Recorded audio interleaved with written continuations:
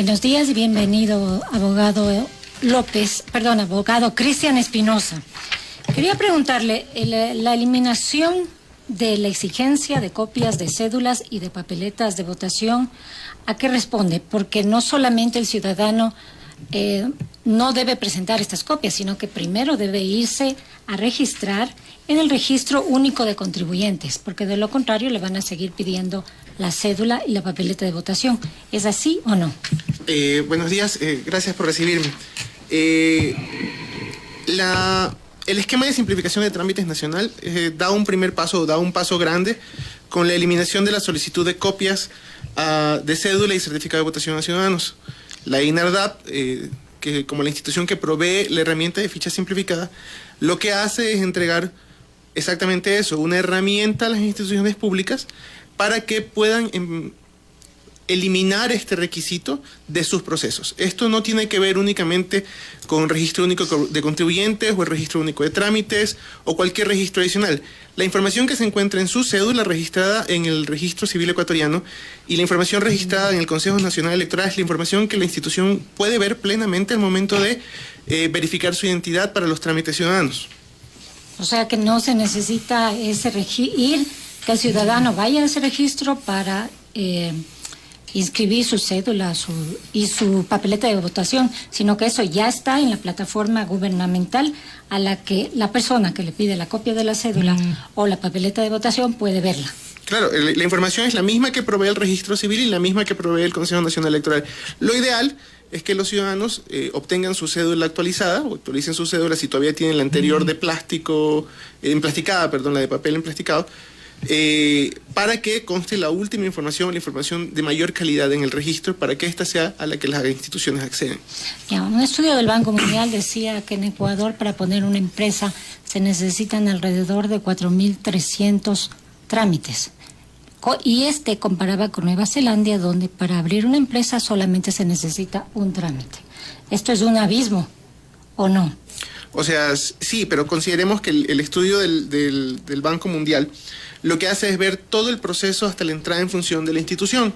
No solo el proceso de constitución de la compañía, sino la obtención de permisos, que en muchos casos son municipales, la obtención de permisos específicamente para áreas como medioambientales, minería, cosas por el estilo. Entonces se amplía un poco más la gama. En Ecuador nosotros ya contamos con la constitución de compañías en línea, lo cual ha simplificado muchísimo el trámite. Eso también forma parte de la INARDAP dentro de todo ese proceso, junto con la Superintendencia de Compañías y otras instituciones a cargo de esto, lo cual ha simplificado que efectivamente nosotros ya estamos iniciando un proceso de optimización del Estado y que lo único que busca en realidad es mejorar la calidad de vida del ciudadano. Claro, hay aquí dos temas. El uno es el decreto ejecutivo para la simplificación de trámites, que es el decreto 372. Y lo otro es la ley aprobada el 14 de agosto del 2018, siempre con la misma temática. Estas dos normativas, se podría decir, ¿son complementarias o es necesaria solamente la ley y no el decreto? No, ambas medidas son netamente complementarias. El decreto nos da ciertos pasos para ya prepararnos a lo que viene establecido en la ley, y la ley refuerza mucho más esta visión de un Estado mucho más cercano al ciudadano, de un Estado que practica lo que menciona todo el tiempo, que es un Estado con servicios de calidad y calidez. Bueno, le recordamos, son las 7 de la mañana con 14 minutos. Está con nosotros Cristian Espinosa, director de Protección de la Información de la Dirección Nacional de Registro de Datos Públicos, DINARDAP. La llamada interoperación para la simplificación de trámites, hoy por hoy, ¿qué tan eficiente es para las instituciones públicas? Es decir, ¿a cuántas de estas instituciones se provee de información y cuántas consultas a través de la Dirección Nacional de Registro de Datos Públicos se genera en la actualidad? Apuntando a lo que usted mismo decía, ¿no? Apuntando a una mejor calidad de vida para los ciudadanos. Bueno, la plataforma, como se conoce, que es la plataforma de interoperabilidad gubernamental, es la mayor plataforma estatal de intercambio de información. Tenemos cerca de 130 instituciones consumidoras de la función ejecutiva, sin mencionar que también tenemos gobiernos autónomos descentralizados consumiendo información. Asimismo tenemos Pero no todos todavía. No, el tema es que nosotros tenemos una capacidad para proveer a la función ejecutiva ya instalada, ya, y tenemos ya muchos gobiernos autónomos descentralizados consumiendo información de las fuentes que nosotros tenemos conectadas a nuestra plataforma. ¿El porcentaje? Yo diría que tenemos cerca de 200 algo instituciones fuera de la función ejecutiva que consumen. Esto va también a la función judicial, también va a los gobiernos autónomos descentralizados desde los diferentes aspectos que prestan servicios, como los registros de la propiedad, registros mercantiles, que también los administramos nosotros de alguna u otra manera. Y así en más, lo que estamos haciendo es crecer esta plataforma para que todas las instituciones faciliten el proceso de atención al ciudadano. Esto es, o pensándolo de esta manera, a través de nuestra plataforma, en algún momento ya el ciudadano no deberá tener que llenar formularios engorrosos, sino que el formulario se llena automáticamente con la información que tomamos de diferentes instituciones, siempre con un esquema de protección de datos del ciudadano detrás.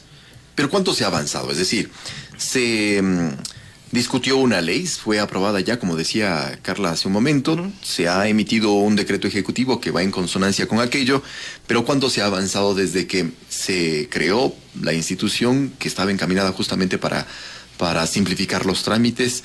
¿Y cuánto se demora, por ejemplo, ahora un ciudadano común al ir a hacer un trámite en, qué sé yo, en cualquier institución para sacar una escritura pública y poderlo llevar luego a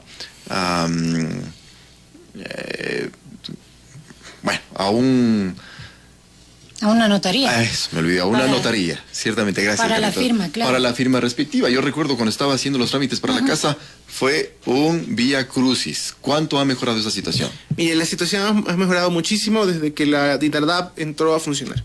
La INARDAP, a través de esta plataforma, por ejemplo, ya usted encuentra servicios como el certificado de antecedentes penales, y encuentra servicios como el certificado de títulos inscritos de la CENESID. Asimismo, la ficha simplificada ayuda muchísimo a instituciones para que puedan verificar datos de las personas, y no solo para la prestación de servicios hacia el ciudadano, sino para los procesos internos de estas instituciones. Ya, esto es un poco transparente para el ciudadano. El ciudadano ya solo ve resultados. Los registros también han mejorado y optimizado sus tiempos. Pero dentro de todo este plan de este gobierno respecto de la simplificación de trámites, estos tiempos aún van a mejorar y la cantidad de requisitos aún se va a reducir más. Esperamos que esto mejore de alguna u otra manera todo lo que el ciudadano ve respecto del gobierno y los servicios que éste recibe a su vez.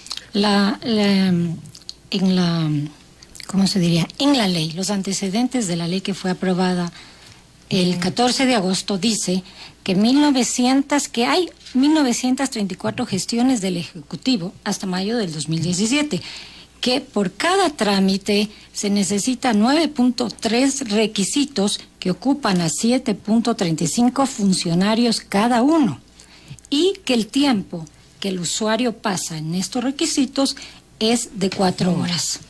Son unas cifras nada alentadoras en un país donde se quiere facilitar el trámite, la productividad y también el tiempo de los ciudadanos. ¿Qué piensa usted? Bueno, consideremos esto. Consideremos el inicio del proceso para un trámite no comienza en el momento que usted llena el primer formulario, sino el momento en que usted adquiere información de qué necesita para hacer su trámite particular. Y esto es obtener la información, entender lo que tiene que hacer. Entonces, si empezamos a reducir los procesos, si los simplificamos desde el proceso engorroso del llenado del formulario, ya podemos estar ganando una media hora. Luego, evitando la solicitud... Si no es más, ¿eh? Si no es más. O sea, hay formularios bastante complejos. Sí. ¿Ya? Luego, con la eliminación de la copia de cédula y certificado de votación, ya le quitamos un peso de encima del ciudadano respecto de... primero llegar a la oficina, enterarse que tiene que tener una copia de cédula y certificado de votación, ir a buscar dónde sacarla. De pronto no era blanco y negro, de pronto era color, así que le ahorramos también el dinero que gasta. Y todo ese tiempo efectivo, todo ese tiempo efectivamente gastado dentro del trámite, se traslada a el tiempo que el ciudadano puede utilizarlo para hacer su trabajo o para pasar con su familia. Entonces, si bien las cifras expuestas no son alentadoras respecto a la situación actual, esto tiene que mejorar, y esto va a mejorar con esta nueva planificación y la simplificación de trámites de la función ejecutiva. Involucrar al resto de funciones también es necesario, ¿ya? Y eso es algo que la INARDAP también ha hecho. Por eso es que nosotros también prestamos servicios a municipalidades, gobiernos provinciales, para que el ciudadano sienta realmente que el gobierno se está acercando a él y está buscando mejorar su vida. Pero los funcionarios ya tienen esta cultura para ayudar a los ciudadanos, porque realmente es fatal ir a una institución pública a pedir información. Para pedir información se hace una cola, se llega y le dicen, no, es que no tenía que irse aquí, tenía que irse 3 ventanillas o 4 ventanillas. Este detallito en claro, la otra ventanilla. O sea, hay una falta total de cultura en el servidor público. Primero, porque muchas veces hay una falta de respeto. No tratan bien a las personas adultas mayores y tampoco a los jóvenes.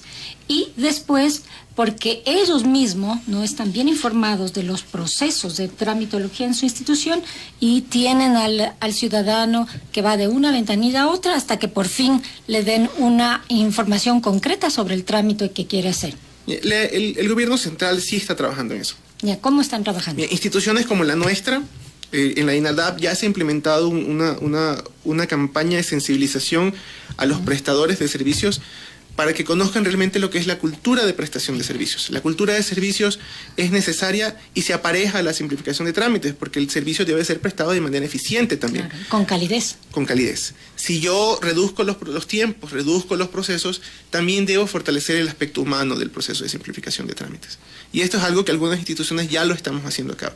Dentro del esquema general, efectivamente, también tenemos el hecho de que, efectivamente, o sea, hay trámites muy largos y el funcionario o el servidor público de ventanilla no sabe todo lo que pasa detrás. Pero para eso también tenemos herramientas como el router. El router es el registro único de trámites, donde ya se especifica qué trámite y los requisitos para este trámite.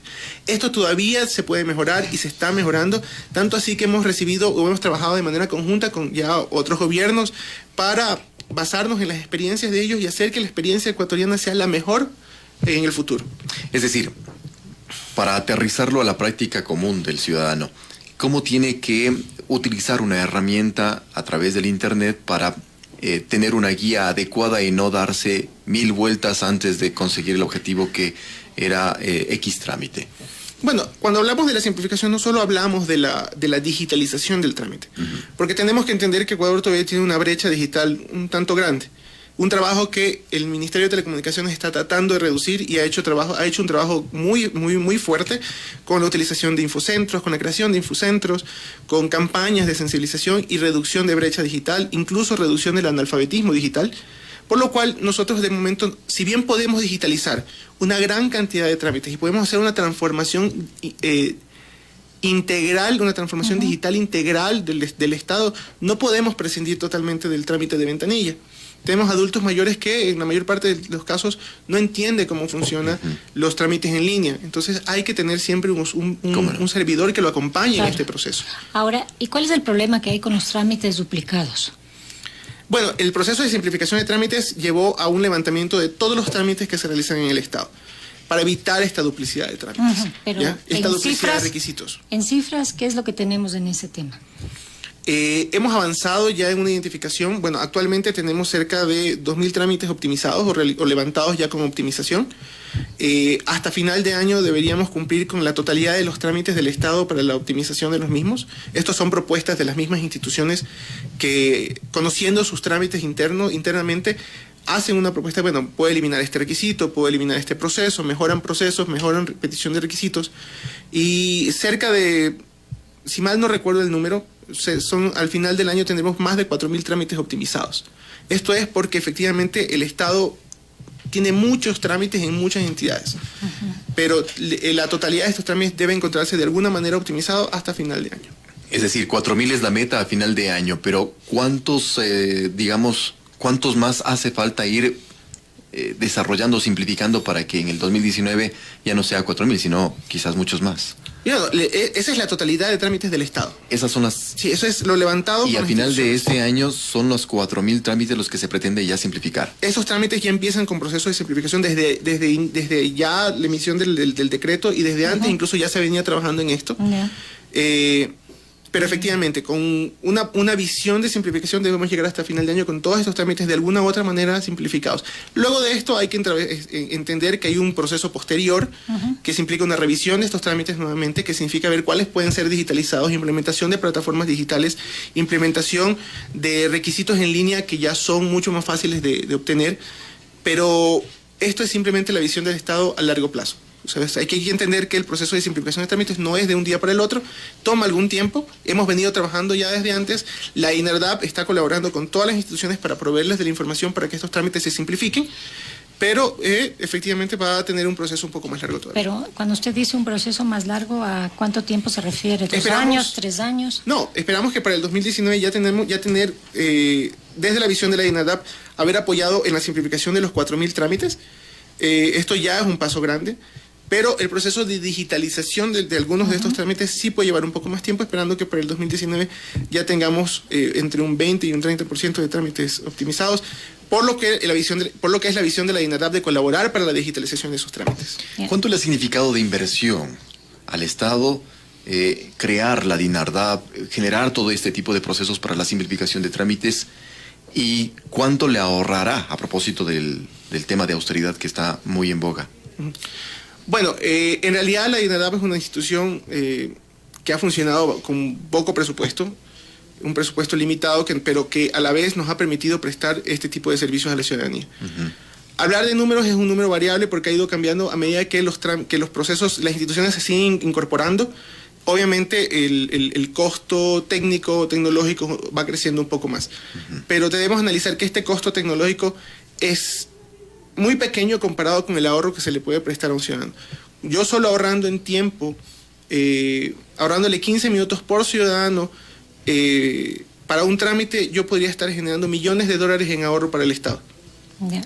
Ahora, hay otra preocupación más, que es que la DINARDAP es la custodia de los datos personales de todos los ciudadanos de este país, que son 16 millones.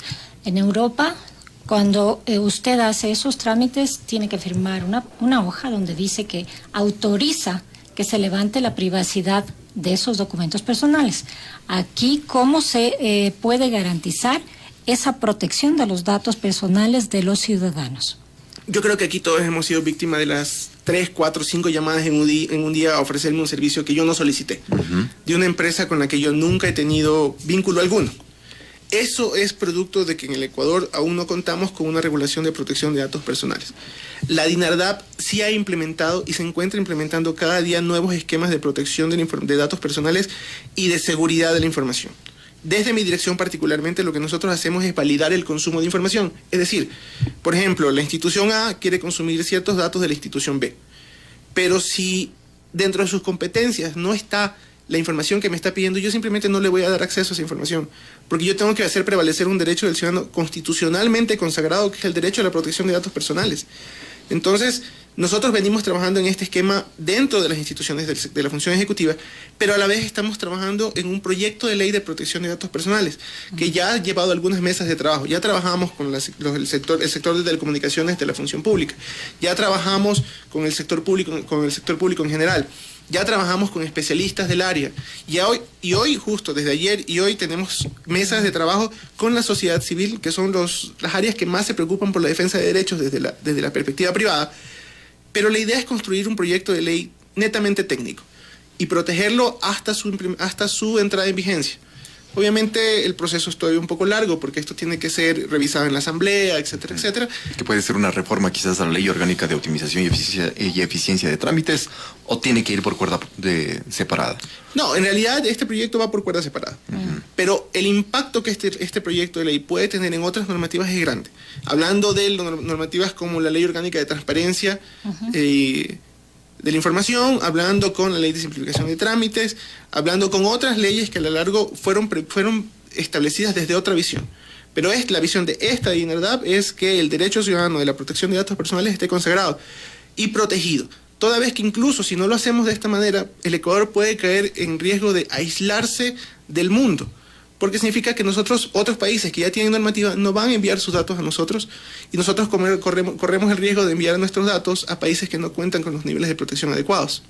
Pero si es urgente esto, ¿por qué no incluyeron esta parte de protección a los derechos, a los datos personales en el proyecto que acaba de aprobarse el 14 de agosto del 2018? El derecho a la protección de datos personales tiene que tratarse como un derecho o como una ley, una normativa única. Individual. Sí, porque abarca no solo el proceso de simplificación de trámites o de optimización de trámites, abarca también a las entidades del sector privado, abarca a las entidades del sector público, cómo tratan los datos del ciudadano, qué acceso le dan a las personas respecto de estos datos. Aquí hay que entender algo que es muy claro. la función ejecutiva, el sector público puede acceder a los datos del ciudadano porque la ley lo dispone. Pero el sector privado debería tener el consentimiento de los ciudadanos e informar a los ciudadanos qué hace con sus datos. El sector público también, pero en mayor grado el mayor riesgo está porque en el área privada los datos están siendo tratados de manera indiscriminada y sin niveles de seguridad adecuados. Y no hay una normativa que pueda sancionar aquello, simplemente el enojo quizás o la molestia del usuario cuando recibe una llamada para lo que usted decía, ¿no? Para recibir un servicio que quizás ni siquiera está en mente tenerlo. Sí. Ahora, ¿cómo avanza esta creación del Comité Interinstitucional de la Política Regulatoria y Simplificación de Trámites? ¿Quiénes nomás participan? ¿Hacia dónde apunta en definitiva? Bueno, el Comité Interinstitucional está conformado.